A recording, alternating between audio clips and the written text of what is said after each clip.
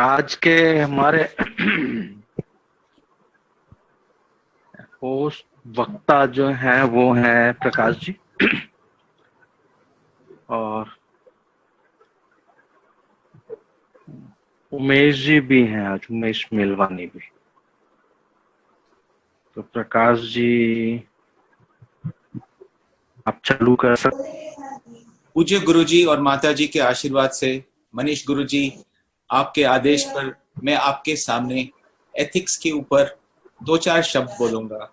ये कोई कुछ खास नहीं है, मगर ये कुछ मेरे विचार हैं। अगर मुझसे कुछ भूल चूक हो जाती है या कुछ गलत लगता है तो जरूर मेरे कान जरूर पकड़ लेना और मुझे क्षमा कर देना।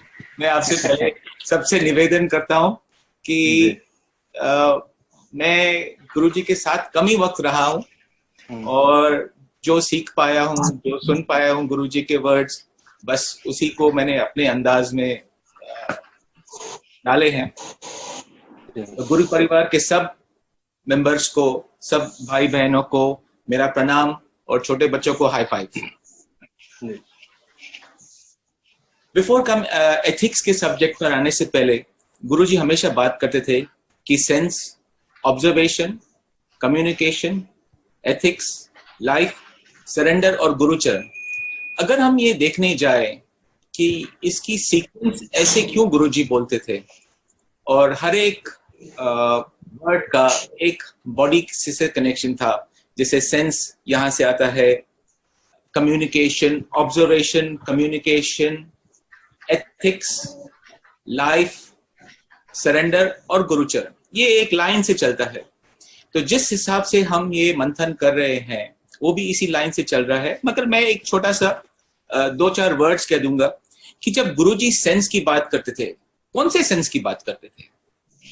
हमें तो सिर्फ साइंस में सिखाया जाता है कि 5 सेंस होते हैं, स्मेल, साउंड, साइट, टेस्ट और टच।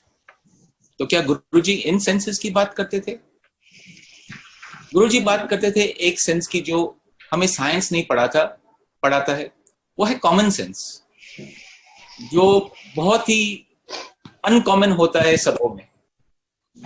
ये कॉमन सेंस सब सेंस को मिलाकर जब हम बराबर उनका प्रयोग करते हैं तब आती है कॉमन सेंस। खैर, ये सब बातें हो गई, सेंस के ऊपर बातें हो गई। दूसरी बातें हो गई, ये टॉपिक जो कवर हो गया मंथन में, वो है कम्युनिकेशन। कम्युनिकेशन जैसे गुरुजी बोलते थे कि it is a journey from feeling to healing. अगर हमने एक दूसरे का बात सुनी, एक दूसरे का मन हल्का किया, तो वही एक हीलिंग हो जाती है, वही एक सेवा है। और जो आज हमारे स्थान पर लगातार चलते रहती है। जब हम आते हैं, गुरुजी से मिलते हैं, मनीष गुरुजी से मिलते हैं, शशि महाराज से मिलते हैं, जो भी वहां गुरु गादी की सेवा करते हैं, तो हम यही करते हैं कि अपने मन को हल्का करता है। यही हमारी एक कम्युनिकेशन है। मगर कम्युनिकेशन और भी है। कम्युनिकेशन सही कम्युनिकेशन है, कम्युनिकेशन दूसरों से बात करना कैसा है। खैर, ये सब टॉपिक्स कवर हो गए, तो मैं आगे चलता हूं एथिक्स के ऊपर। क्या है ये एथिक्स? एथिक्स क्या है? जब गुरुजी हमें कहते थे कि हमें एथिक्स की जरूरत है, ये है क्या एथिक्स? एथिक्स एक ग्रीक वर्ड है जिसमें से निकला है, उस वर्ड का नाम है इथोस। अब अभी आप उसको इथोस बोलो, संस्कार बोलो, रूल्स ऑफ जजमेंट बोलो, मॉरल वैल्यूज बोलो, भावना बोलो, ये सब एक ही पेड़ की अलग अलग शाखाएं हैं। मगर गति करता क्या है ये पेड़?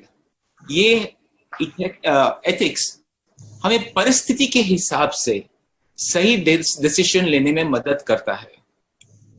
जिस भाव से हम ये निर्णय लेते हैं वही हमारा कर्म बनता है। मैं आपको एक एग्जाम्पल देता हूं इस बात का। आज जो हमारा देश है, प्लास्टिक की बैग की बड़ी समस्या हो चुकी है। इतनी समस्या हो चुकी है कि नेचर भी उसे डाइजेस्ट नहीं कर सकती। गटर, नाले, समंदर, सब जगह पर प्लास्टिक की थैली बढ़ गई है। मगर ये क्यों है? ये सुविधा के लिए है। प्लास्टिक की थैली सस्ती है, सुविधा देती है, मगर पर्सनल लेवल पर सुविधा देती है। ये ह्यूमन लेवल पर, कॉमन लेवल पर, यूनिवर्सल लेवल पर नुकसान ही करती है, सब चीज में नुकसान करती है। तो अब इसमें एथिकल डिसीजन क्या है कि हम प्लास्टिक बैग यूज करें या नहीं यूज करें, ये एक चॉइस आ जाती है। अब हमारे एथिक्स डिसाइड करते हैं कि ऐसी समस्याओं से कैसे निपटना, कैसे उनको हैंडल करना। एथिकल डिसीजन लेने के लिए हमें क्या करना चाहिए? एक थोड़ी 2-4 चीजें हैं कि हमें एक चीज देखनी चाहिए कि इस अगर हम चीज में ये डिसीजन लेते या डे डिसीजन लेते, नतीजा क्या निकलेगा। किसी को नुकसान, मेरे एक्शन से किसी को नुकसान पहुंचेगा या किसी को फायदा होगा, और इस हिसाब से हमें डिसीजन लेना चाहिए। छोटा एक उदाहरण देता हूं। हम लोग कभी रेस्टोरेंट में चले गए तो मैंने देखा कि मेरे पड़ोसन की बीवी, यार उसका तो और वो किसी और के साथ फ्लर्ट कर रही है। अब आ गया धर्म संकट, अब आ गया एथिकल डिसीजन का वक्त कि क्या करूं मैं उसके हस्बैंड को जाके बताऊं कि भैया आपकी बीवी तो बाहर लोगों से फ्लर्ट कर रही है, या आंख बंद करके वहां से चला जाऊं, या और कुछ करूं कि उस औरत को साइड में मिलके, बाद में मिलके समझाऊं कि देखो बहन जी, ये जो कर रही हैं आप गलत कर रही हैं। तीनों आंसर इसके सही हैं कि अगर मैं उसके हस्बैंड की जाकर कह दूंगा कि आपकी वाइफ दूसरे से फ्लर्ट कर रही है, तो शायद हस्बैंड कैसे रिएक्ट करेगा मुझे पता नहीं, मगर शायद वो अपनी खामी ढूंढेगा, अपने रिलेशनशिप को हील करने की कोशिश करेगा और शायद उनकी शादी बच जाएगी। अगर मैं कुछ नहीं करूंगा तो ये भी सही डिसीजन है कि वो बेचारी औरत को घर पे मार पीट से बच जाएगी, या उसके हस्बैंड से वो जो रिलेशन है उसका कायम रहेगा। या तीसरा कि मैं जाकर उसको समझाऊं। हर एक डिसीजन में कहीं पर फर्ज आता है, कहीं पर प्यार आता है, कहीं पर रिस्पॉन्सिबिलिटी आती है, सोशल रिस्पॉन्सिबिलिटी, मॉरल रिस्पॉन्सिबिलिटी। इन सब के लिए हमें एथिक्स की जरूरत पड़ती है। हम किस हिसाब से वो डिसीजन पर आते हैं, उसके लिए हमें एथिक्स की जरूरत पड़ती है। मैं आपको एक पर्सनल अपना एग्जाम्पल बताता हूं। कुछ साल पहले हमारी मदर सीरियस थी, हॉस्पिटल में थी, और डॉक्टर ने कहा इसको वेंटिलेटर की जरूरत है। हमारी मदर की एज कुछ अबाउट 78-79 की थी, उसे हार्ट का प्रॉब्लम था। तो जब डॉक्टर ने मुझे कहा, मैं उस वक्त अकेला था, मनोज कहीं गया हुआ था और मैं उसको रिलीफ दे रहा था, तो डॉक्टर ने मुझे कहा कि तुम क्या करना चाहते हो, तुमने अगर अपनी माँ को वेंटिलेटर नहीं लगाया तो ये मर जाएगी। तो मैंने डॉक्टर को पूछा अगर मैंने वेंटिलेटर लगाया तो क्या होगा? उसने कहा शायद बच जाए। मैंने कहा बचकर इसकी हालत क्या सुधरेगी? Will she have a good life? ये हार्ट की ट्रबल है, इसको ये ट्रबल है, इसकी तकलीफ सिर्फ बढ़ेगी। उस वक्त 2 सेकंड मैंने अपने गुरु से बात की और डिसीजन लिया कि नहीं, हम वेंटिलेटर नहीं लगाएंगे।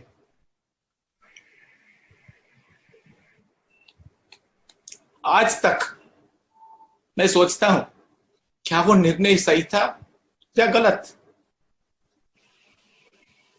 काफी बार मैंने अपनी वाइफ से बात की, सोचा, किया, मगर अंदाज यही आया कि जिसकी जितनी लाइफ है वो तो उतनी ही रहेगी।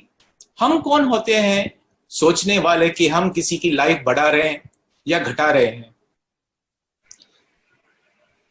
ये परिस्थितियां हमारे सामने आती है जो एथिक्स से हमें डिसाइड करने पर मजबूर करती है, मगर जिस भाव से हम वो डिसीजन लेते हैं वो बहुत इंपॉर्टेंट है। उस भाव से जिससे हमने एक डिसीजन लिया, उससे हमारा कर्म बनता है। जैसे एक सिचुएशन देखो, एक सोल्जर है जो बॉर्डर पे लड़ रहा है, 10 आदमियों के ऊपर गोली चलाता है, और फिर क्या उसने गलत किया?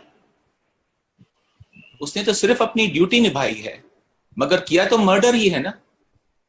मगर अगेन भाव, उसका कर्म क्या हुआ, उसने अपनी ड्यूटी निभाई, उसका जो भाव से उसने वो किया, उसने अपने देश की रक्षा की, उसने अपनी ड्यूटी निभाई, उसका कर्म उस हिसाब से उसका मालिक उसको देगा। एक माँ अपने बच्चे को थप्पड़ मारती है, उसके बच्चे ने कुछ शरारत की है, उसकी माँ उसको थप्पड़ मार देती है। क्या माँ ने गलत किया? माँ अपने बच्चे से प्यार नहीं करती? जब माँ अपने बच्चे को थप्पड़ मारती है तो सबसे ज्यादा दुख उसकी माँ को होता है। मगर माँ क्योंकि बच्चे को प्यार करती है और उसकी भलाई चाहती है, इस वजह से उसको थप्पड़ मारती है। मगर यही थप्पड़ अगर उसका पति उसे मारता है, क्यों? वो जब ऑफिस गया, उसे बड़ा टेंशन था, घर आया, ये हुआ, टेंशन में गया, टेंशन में आया, और फिर जब घर आता है तो देखता है कि खाना जला हुआ है, तो अपनी बीवी को दे थप्पड़ मार देता है।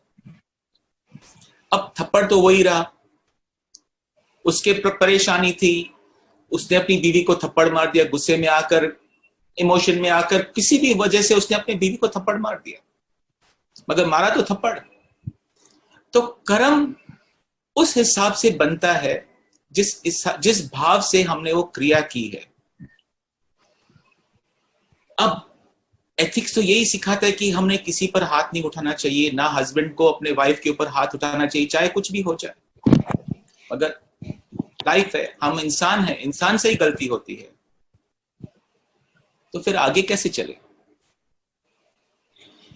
इंसान और जानवर में यही एक फर्क है कि वी आर सोशल एनिमल्स। हमें एक डिसीजन लेने की क्षमता है, हम डिसीजन ले सकते हैं, हम या ये कर सकते हैं या वो कर सकते हैं। एनिमल में या किसी एनिमल में ये क्षमता नहीं होती है। एनिमल को भूख लगती है, वो खाना खाता है, एनिमल को नींद आती है, वो सोता है। हम ऐसे नहीं है, इंसान ऐसे नहीं है। इंसान और एनिमल में ये फर्क है, हमारे पास डिसीजन लेने की क्षमता है, और जिस बेसिस पर हम वो डिसीजन लेते हैं वो है हमारा एथिक्स। एथिक्स के बेसिस पर अगर हम डिसीजन लेंगे, सही लेंगे, हमारा कर्म सही होगा। अगर हम दूसरी तरफ से देखें, एथिक्स है क्या? ये नमक जैसा है। नमक वैसे तो कोई वैल्यू नहीं रखता, उसकी कोई इंडिविजुअल टेस्ट नहीं रहती है, मगर हर एक सब्जी में, हर एक चीज में नमक पड़ता है, और वो नमक ही है जो हर एक चीज को पूर्ण करता है। अगर आपने आज सब्जी बनाई और उसमें नमक नहीं डाला, तो ये तो आप कोई खाने में ही दिक्कत हो जाएगी, चाहे कितनी भी टेस्टी हो सब्जी हो, चाहे बेस्ट सब्जी हो। एथिक्स भी ऐसे ही है। एथिक्स जो रूल्स हैं, जो रेगुलेशंस, ये तो किताब में लिखे हैं, मगर हम उन्हें किस प्रकार प्रक्रिया से इस्तेमाल करते हैं, हम उन्हें किस जगह इस्तेमाल करते हैं, कैसे इस्तेमाल करते हैं, ये हमें गुरुजी सिखाते हैं। ये हमने गुरु से मिला है कि किस वक्त क्या करना चाहिए। इन शॉर्ट, एथिक्स ही हमारे जीवन का भाव बन जाता है। हमारे जीवन की यात्रा में हमारे एथिक्स ही हमारे कर्म डिसाइड करेंगे।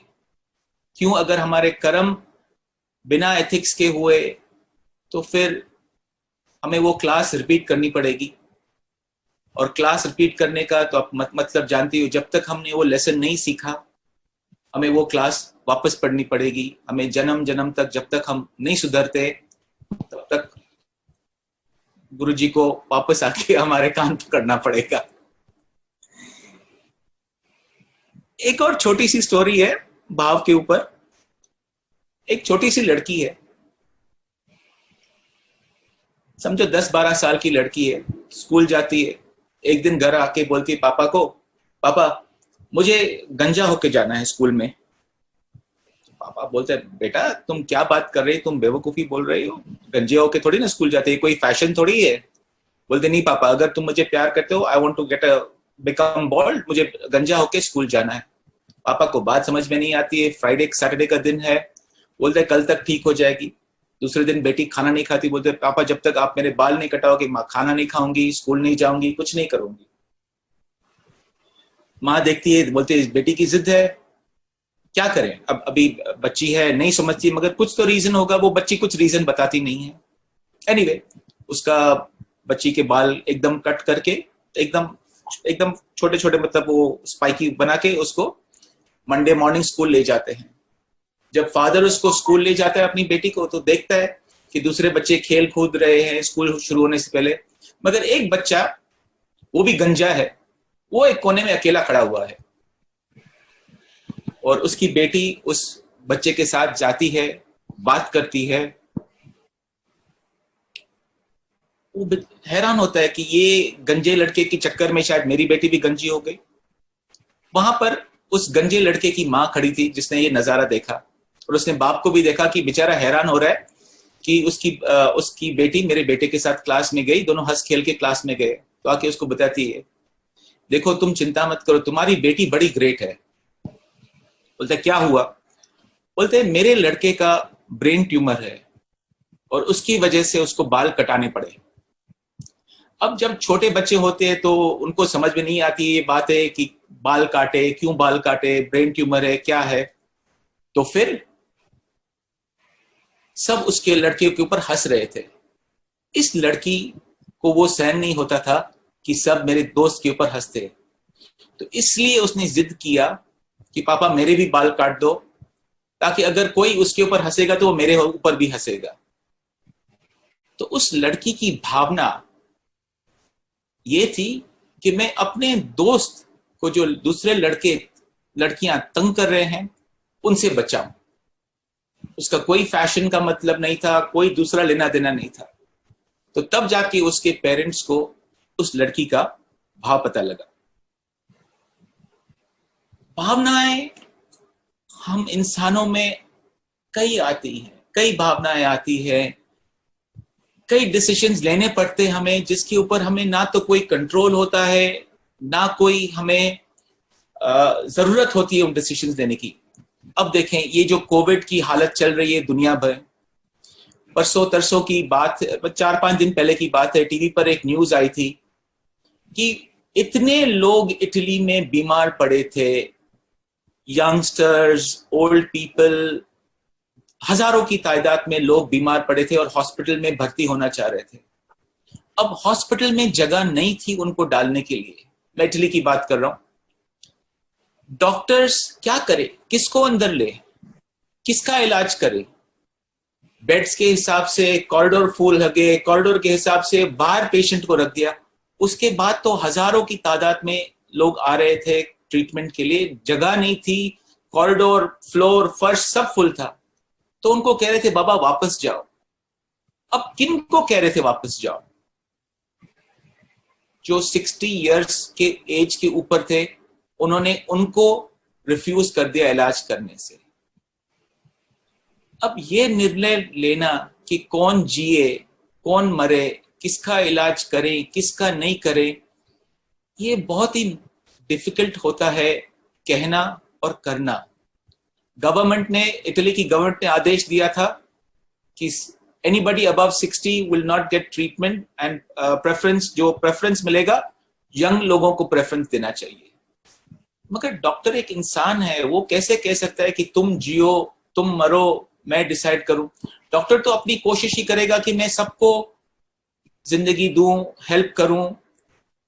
तो डॉक्टर के लिए डिसीजन लेना बहुत मुश्किल हो गया। कई डॉक्टरों ने वहां पर सुसाइड किया जब उन्हें ये डिसीजन करने पर मजबूर किया गया था कि कौन जिएगा कौन मरेगा, किसका इलाज होगा किसका इलाज नहीं होगा। ये हमारे एथिक्स हमें डिसाइड करने पर कभी कभी ऐसे सिचुएशन में डाल देते हैं कि हम कभी सोच भी नहीं सकते कि हमें ऐसा डिसीजन लेना पड़ेगा।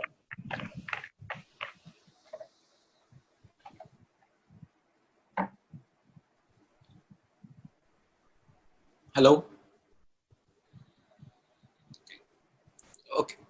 ये हमें डिसाइड करने पे मजबूर कर देते हैं। अब एथिक्स हमें सिखाता कौन है? हम कहां से सीखते हैं ये एथिक्स? कब सीखते हैं ये एथिक्स? गुरुजी तो बोलते थे एथिक्स से काम करो, मगर एथिक्स कहाँ से आते हैं? क्या है ये अनरिटन एथिक्स जो हमें अच्छाई की राह पर चलाते हैं, जो हमें डिसीजन मेकिंग प्रोसेस में मदद करते हैं? जिस दिन हम अपनी माँ की गर्भ में प्रवेश करते हैं, उसी दिन या उसके फ्यू वीक्स, थोड़े वीक्स बाद जब हमारा दिल धड़कना शुरू होता है, तो हमें पता लगता है कि टेस्ट क्या है। जब माँ स्पाइसी खाना खाती है तो बच्चे को भी वो स्पाइस उसके पेट में अंदर जाता है, तो उसको पेट में जलन होती है, जैसे माँ को जलन होती है। जब माँ लाउड म्यूजिक सुनती है तो बच्चा डिस्टर्ब होता है, लाते मारते रहता है। और जब काम होती है तो बच्चा आराम से सो जाता है।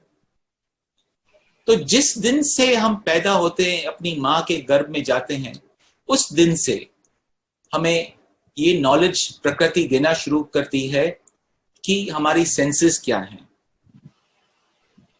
जब माँ दुखी होती है तो बच्चा अंदर देखता है कि जब मेरे फादर ने मेरी माँ को जोर से कुछ कहा तो मेरी माँ चुपचाप जाके बैठ गई। तो वो बच्चा गर्भ अवस्था से सोच सीखना शुरू कर देता है कि इमोशन क्या है, फीलिंग क्या है। गर्भ अवस्था से हमें सब सीखने को मिलता है ये बातें। और जब हम पैदा होते हैं तो नानी, दादी, नाना, नानी, बुआ सब हमें कहती है ये अच्छा है, ये खराब है, ये काला है, ये गोरा है, ये मीठा है, ये फीका है, ये गर्म है, ये ठंडा है। ये सब बच्चे के मन में डे 1 से बैठना शुरू हो जाता है कि ये गर्म है, मुझे गर्म चीज को हाथ नहीं लगाना, नानी ने कहा। मगर वो बच्चा जरूर हाथ लगाएगा जब तक उसको पता नहीं लगेगा कि गर्म क्या है। हमें लाइफ में हर एक बंदा कहता है कि ये अच्छा है, ये बुरा है, मगर ये नहीं बताता कि ये उसकी परिस्थिति के हिसाब से सही है या गलत है। मेरी हिंदी बिल्कुल शुद्ध नहीं है कि जब कोई हम निर्णय लेते हैं वो उस परिस्थिति के ऊपर बहुत डिपेंड करता है कि हमने किस परिस्थिति में वो डिसीजन लिया, गलत लिया, सही लिया, क्यों लिया, कैसे लिया, ये उस परिस्थिति पर होता है। और यही हमारी टेस्ट होती है और इसी से हमारा कर्म बनता है। और अगर हम हमारे एथिक्स से चलेंगे और ये डिसीजन जब हमारे एथिक्स हमको सिखाएंगे कि कैसे लेना, तब हम मिस्टेक नहीं करेंगे। नहीं तो मिस्टेक होते रहेगी। हम उस परिस्थिति की में अपना फायदा सोचेंगे कि ये परिस्थिति मुझे किस तरह फायदा, जैसे प्लास्टिक की थैली है, ये इस परिस्थिति में मुझे कन्वीनियंस चाहिए, मगर मैं ये नहीं सोचता हूं कि घर जाके ये प्लास्टिक की थैली या तो रिसाइकिल में डालूं या कचरे के डब्बे में डालूं, जो जहां पर समुद्र में जाके कोई मछली की जान लेगी या किसी गाय के पेट में जाएगी या किसी को नुकसान देगी। हम डिसीजंस बिना सोचे लेते हैं। प्लास्टिक बैग ले लो, ये ले लो, वेस्टेज कितनी करते हैं हम। ये सब एक एथिक्स के ऊपर, हमारे एथिक्स जो है, हम छोटी छोटी बातों को निग्लेक्ट कर देते हैं, हम नहीं सोचते। गुरुजी हमेशा कहते थे, बेटा बी यूनिवर्सल। जब हम यूनिवर्सल बन के एक डिसीजन लेंगे तब हम सही निर्णय लेंगे और हमारे एथिक्स उस वक्त हमें काम में आते हैं। जैसे गुरुजी कहते थे, बेटा take out your mistakes and take certificate. अब हम पूछेंगे, गुरुजी ये मिस्टेक है क्या? जो उस वक्त सही था मैंने किया, जो जिसने बताया मैंने वही किया। गुरुजी हमेशा कहते थे कि इन मिस्टेक्स को जब तक हम रियलाइज नहीं करते हैं तब तक हम आगे नहीं बढ़ सकते। हमें अपनी मिस्टेक जब और कोई बताता है, हमें बड़ा गुस्सा आता है। तुम अपने आप को क्या समझते हो जो तुम मेरी मिस्टेक निकाल रहे हो? तुमने अपने आप को देखा है? अगर मेरी वाइफ मुझे कहती है कि प्रकाश तुम ऐसे हो, तुम में ईगो है, तुम में एक्स है, तुम में वाई, तो मुझे बड़ा गुस्सा आता है। मैं ये नहीं देखता हूं कि वो मुझे सुधारने की कोशिश कर रही है। मैं ये सोचता हूं क्या उसका ईगो मेरे ईगो से बड़ा है? मिस्टेक।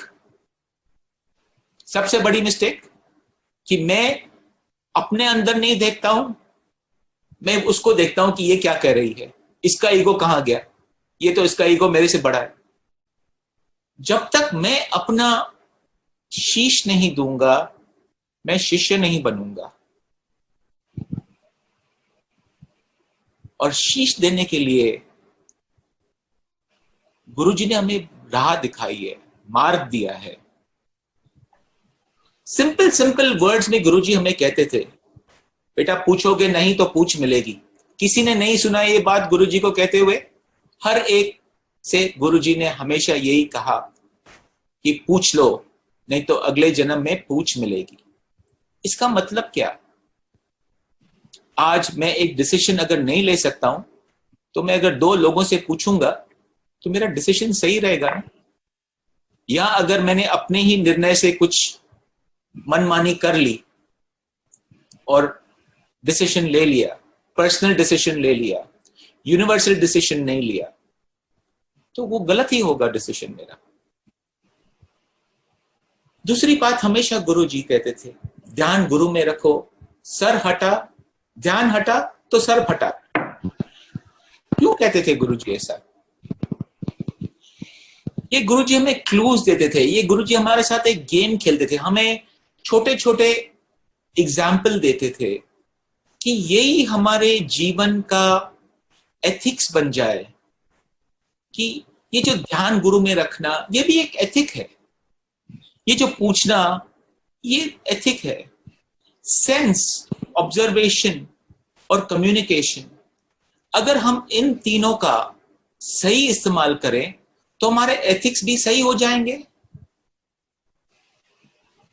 तो ये छोटी छोटी पॉइंट्स थी, ये छोटे छोटे हिंट्स थे जो गुरुजी हमें बताते थे।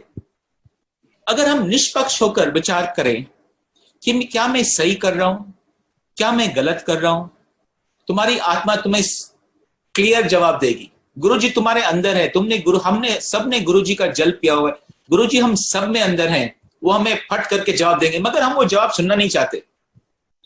हमारी अंतर आत्मा हमेशा हमें कहती है, प्रकाश तुम ये काम गलत कर रहे हो।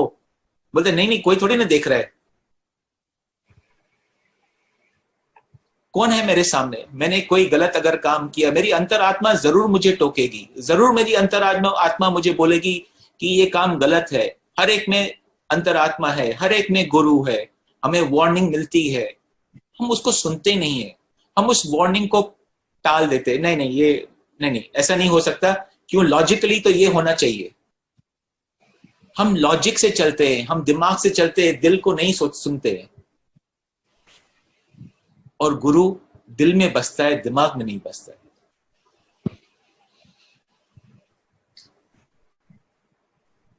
दूसरी बात, अगर मैं कर्म करता हूं, कितना भी अच्छा कर्म करता हूं, किसी को नुकसान पहुंचता है।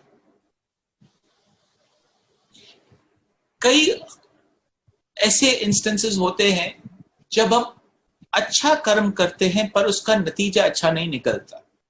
जैसे मैं आप बताऊं, हम कार में अपनी जा रहे हैं कहीं पर और रास्ते के ऊपर आके जो भिखारी लोग हैं, जो अनप्रिविलेज्ड लोग हैं, वो आके बोलते हैं 2 रुपए दे दो माई, 10 रुपए दे दो, खाना नहीं खाया, भूख लगी है। हम उनको पैसे देकर लाचार करते हैं। अपनी तरफ से तो हम ये सोच रहे हैं कि मैं अच्छा कर्म कर रहा हूं, मगर हम उनको लाचार बना रहे हैं। हमें दूसरों को लाचार नहीं करना चाहिए, हमें उन्हें इनेबल करना चाहिए, एम्पावर करना चाहिए, ना कि हम उनकी मदद करके उनका काम करें। हमें उन्हें वो हेल्प कर देनी चाहिए, किसी को भी, कि अगर कोई हमारे पास कभी भी अगर हेल्प के लिए आता है तो हम उन्हें ये ताकत दे, ये शक्ति दे, ये जो हमारे गुरु ने हमें सिखाया है कि किसी की हेल्प जरूर करो बेटा, मगर उसे लाचार मत बना।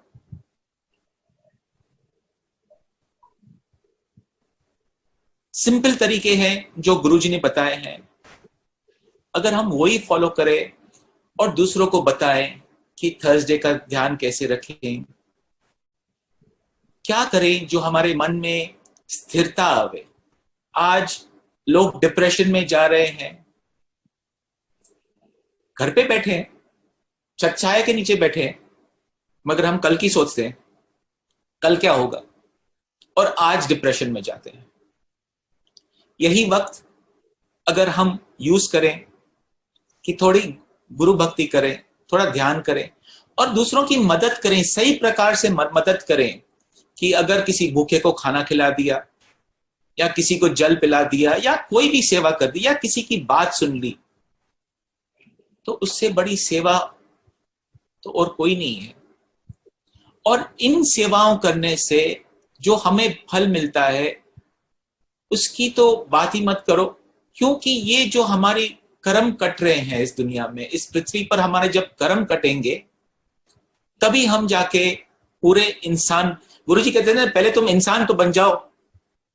हम अब तक वो इंसान भी नहीं बन पाए हैं जो हमारे गुरुजी चाहते थे। हम हमेशा वही मिस्टेक्स करते रहते हैं और गुरुजी हमें माफ करते रहते थे, बोलते ठीक है बेटा, हम उसकी संतान हैं। कोई भी बच्चा मिस्टेक करेगा तो बाप उसको माफ ही करेगा, मगर हमें सीखना चाहिए, हमें पालन करना चाहिए और हमें दूसरों को भी सिखाना चाहिए। कमिंग टू अ लाइट, ये तो बहुत सीरियस हो गई बात है, coming to a lighter note, Guruji का एक बहुत प्यारा गीत होता था, मनीष जी आपको और पता हो, गुरुजी का वन ऑफ फेवरेट सॉन्ग्स था, इतनी शक्ति हमें देना दाता, मन का विश्वास कमजोर ना हो, हम चले नेक रास्ते पर, भूल कर भी कोई भूल ना हो। अगर हम ये गाना सुने या भजन सुने तो इसमें क्लूज हैं, इसमें सब क्लूज हैं कि किस तरीके से, अगर मैं इस थोड़े टाइम के बाद मैं ये भजन चलाऊंगा, इस पर कोशिश करूंगा चलाने की, कि हम इस भजन में, इस गुरुजी के प्रिय गीत में कई सारे आंसर है। जैसे मन का विश्वास कमजोर ना हो, हम चले नेक रास्ते पे, हमसे कोई भूल हो ना हो, दूर अज्ञान के हो अंधेरे, तू हमें ज्ञान की रोशनी दे, हर बुराई से बचा के रखे हम, जितनी भी दे भली जिंदगी दे, बैर हो ना किसी से, भावना मन में बदले की होना। अगर हम ये छोटी छोटी चीजें, ईर्ष्या, बदला, भावना अपने मन से निकाल दे, ये बोझ हटा दे, ये हम जो बैग कैरी करके अपने साथ चलते कि इसने मुझे, फला ने मुझे ऐसा कहा, उसने ऐसा कहा, मैं अपने दिल पर बोझ लेके चलता हूं कि इसने मुझसे ऐसा क्यों कहा। जब हम ये अपने बोझ उतारेंगे, when we learn to, जब हम अपने आप को माफ करेंगे, हमें अपने आप को माफ करना है, द जर्नी ऑफ जो फॉरगिवनेस है, हम अपने आप को माफ करना सीखना चाहिए और हमारे आगे पीछे जो है उनसे माफी मांगनी चाहिए कि वो भी हमें माफ करें। क्यों ना जाने कब, कहां, किस, कैसे क्रिया से या गलती से मैंने किसी का दिल दुखाया हो। तो मेरा बस यही कहने का मतलब है कि जो गुरुजी ने हमें सिखाया, हमें बस उसी वर्ड्स का पालन करना चाहिए। सिंपल बात। दूसरी बात, हम गुरु पूजा बोलते हैं रोज, मन में हो गुरु मंत्र, गुरु सेवा हाथ में, तू अकेला नहीं प्यारे, गुरु तेरे साथ में। हमें से बहुत लोग ये प्रार्थना हर बार बोलते हैं, मगर जब हमको इन वर्ड्स का मतलब हम अपने कण कण में नहीं लेंगे, तब तक ये सिर्फ एक प्रार्थना ही रहेगी, ये एक प्रार्थना ही रहेगी। मगर जब ये हम अपने आप में इम्बाइब करेंगे, जब हम ये अपने हर एक सेल में इसको समझेंगे, नहीं, ये हमारे डीएनए में नहीं जाता, तब तक ये प्रार्थना रहेगी। और जब ये हमारे डीएनए में अंदर आ जाएगा, हमें वो क्षमता आ जाएगी कि गुरु हमारा गाइड है। गुरु कौन? गुरु का मतलब क्या? गु यानी डार्कनेस संस्कृत में, रू यानी लाइट, गुरु जो वो हमें अंधकार से रोशनी में ले जावे। संस्कृत में गु डार्कनेस होता है, रू लाइट होता है। तो गुरु वो होता है जो हमें डार्कनेस से लेकर लाइट में ले जाता है। यही जीवन का मकसद है। गुरु ने हमें बहुत कुछ दिया, सब कुछ दिया, हमें इतनी क्षमता दी कि आज हम सबके साथ बैठकर मंथन कर सकें। और मैंने अपना जो एक्सपीरियंस है, थोड़ा एक गुरुजी से जो इंटरैक्शन हुआ उसको शेयर करने की कोशिश की है। ये गुरुजी ने हमें टूल्स दिए हैं। ये जो हम गुरुजी कहते हैं कि अवर कल्चर इज एग्रीकल्चर, जैसा बोओगे वैसा पाओगे। ये तो कुदरत का नियम है। आज अगर आपने आम की गुठली लगाई तो उसके ऊपर लेमन का ट्री तो नहीं आ सकता।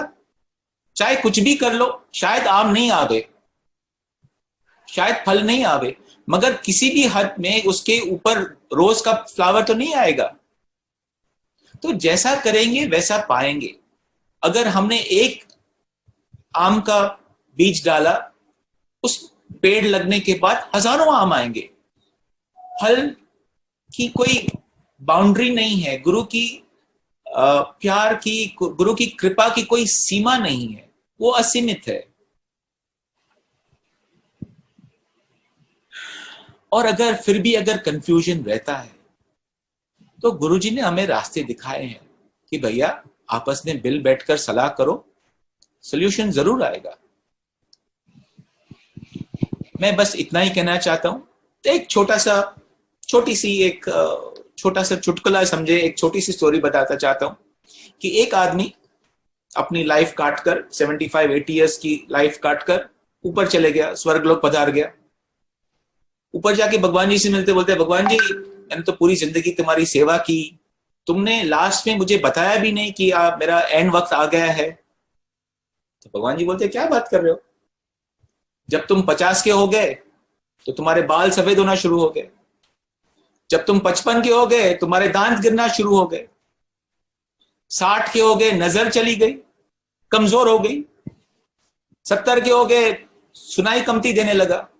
अब मैंने तुम्हें इतने बार समझाया भैया काम पूरे कर लो, पूरे कर लो, मगर तुम क्या लेटर एक्सपेक्ट कर रहे थे कि मैं तुम्हें व्हाट्सएप मैसेज भेजूंगा?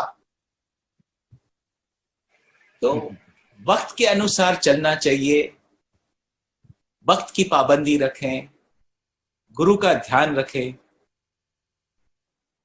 ओम नमो गुरुदेव। बहुत बहुत धन्यवाद प्रकाश जी।